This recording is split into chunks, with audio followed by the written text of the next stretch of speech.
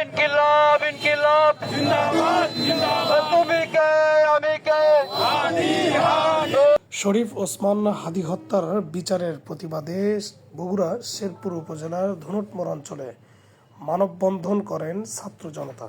দ্রুত বিচার কার্যক্রম সম্পূর্ণ না করতে পারলে আগামী দিন থেকে লাগাতার কর্মসূচি ঘোষণা করবেন ছাত্র জনতা।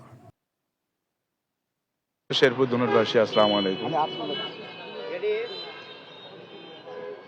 জুলাই ৩৬-এর আমাদের বিপ্লবের কাণ্ডারি শহীদ শরীফ ওসমান হাদি ভাই এবং নির্মম হত্যাকাণ্ডের বিচারের দাবিতে আমরা আমাদের লাগাতার কর্মসূচির আজকে প্রথম দিনে শুধুমাত্র আমরা অবস্থান কর্মসূচি পালন করেছি।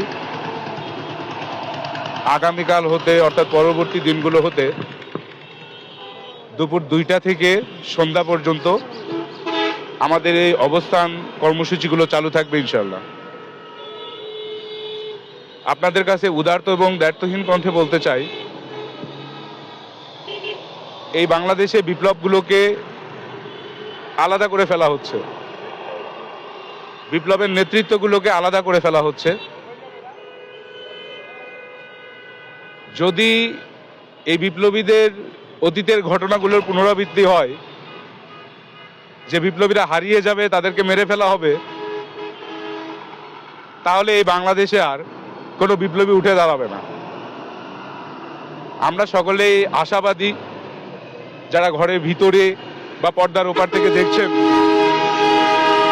আপনারা সকলে আমাদের জন্য দোয়া করবেন, বিপ্লবী হাদি ভাইয়ের জন্য দোয়া করবেন এবং এই বাংলার মাটিতে অতি দ্রুত বিপ্লবী হাদি ভাইয়ের এই হত্যাকাণ্ডের বিচার সম্পূর্ণরূপে নিশ্চিত করতে হবে। না হয় এই ইন্টারিম গভর্নমেন্টকে জবাবদিহির আওতায় আনা হবে ইনশাআল্লাহ। আগামীকাল দুপুর 2টা থেকে আমাদের কর্মসূচি চলমান থাকবে এবং এখানে মঞ্চ তৈরি হবে, শহীদ ওসমান হাদি মঞ্চ তৈরি হবে ইনশাআল্লাহ।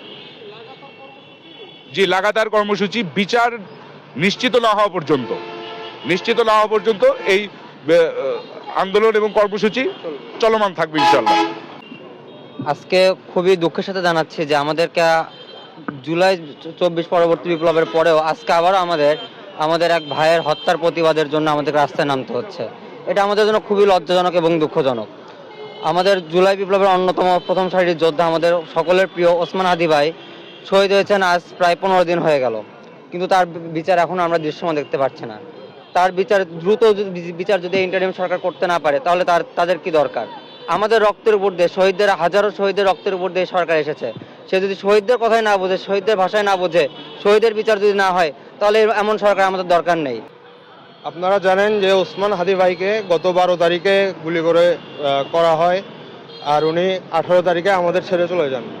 ওসমান হাদি ভাই যে চলে গিয়েছে, এটা শুধু তার পরিবারের ক্ষতি না, এটা আমাদের বাংলাদেশের প্রত্যেকটা পরিবারের ক্ষতি। ওসমান হাদিকে হত্যা করার কারণ হচ্ছে প্রত্যেকটা জুলাই যোদ্ধাকে চুপ করিয়ে দেওয়ার চেষ্টা। কিন্তু যারা এই অপকর্ম ঘটিয়েছে, এই নৃশংস কাণ্ড ঘটিয়েছে, তারা হয়তো জানে না যে ওসমান হাদি ভাই শুরু থেকে আমাদের যে স্পিরিটটা দিয়ে গেছে, ওসমান হাদিকে এখন কেড়ে নিলেও সেই স্পিরিটটা আর কেড়ে নিতে পারবে না। ওরা একটা কেন, আরো 100 হাদিকে নিয়ে গেলেও আরো হাজার হাজার হাদি বাংলার বুকে ফিরে আসবে।